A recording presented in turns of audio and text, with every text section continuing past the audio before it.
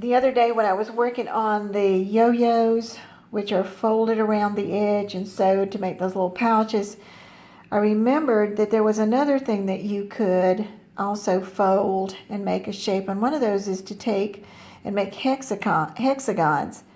And so I'd start from a circle and then fold it in a way that I'd get my hexagons. And once I got my hexagons all done, I was able to put them together to make a really neat little pillow. And it was already sort of quilted on the inside because of the layers. So I thought, well, I'll just bring that out and give that a try. And so what you'll have your hexagons. You'll have the back side of your hexagon. You can see all the folds, and there's your good side of your hexagons. And when you get a little stack of hexagons, I used to take and stick them with a pin because they're not sewed anywhere right now. And you'd have a neat little stack, sort of be bigger than that. And so here's how I always started with making my hexagons.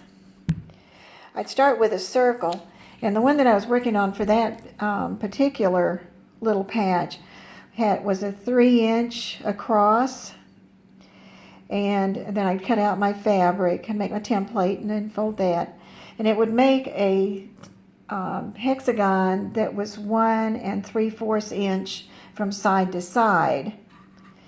So here we go. So now I've taken my template, I've made my circle, and important to put a place in the center, a dot in the very center, because that's going to be your focal point.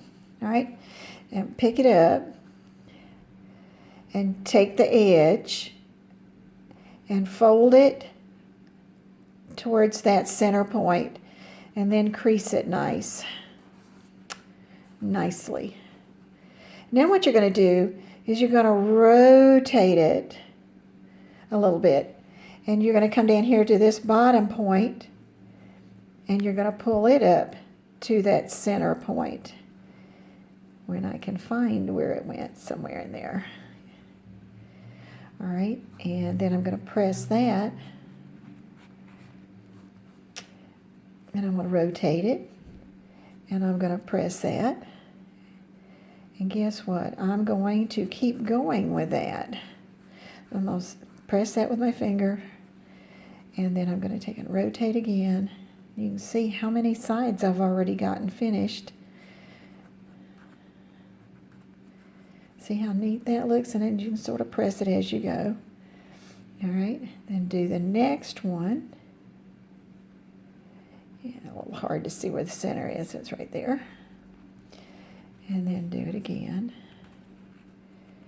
And then all of a sudden you're all the way around to the end. And that looks sort of strange. This one coming out a little funny. But the point was, but when you get up really good at doing this, I haven't done it in a little while, you'll get them where they'll be so close together, and you just fold this up towards that center piece and then press it. And when you turn it over, you'll see your hexagon and your little flaps want to come up. And you can sort of look and see, that it's not too bad. And after you do them over and over again, you get a really good sense of what looks like a good one. Then I take the pin and stab it through the middle and add it to one of my piles, like maybe this one right here, and just add it on the bottom. Pretty soon you've got them all. And once you get that part done, you're ready to take and put them together. So I grab, let's say I take these two, and I know that I'm going to put them together. So it's just like when you do yo-yos, you lay the good sides together, and you start with a knotted thread, and you go and you connect these two sides, and you pick it up all the way over to the edge right there.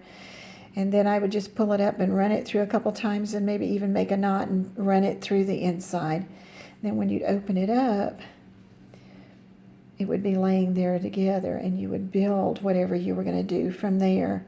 And that's one way to do a folded hexagon.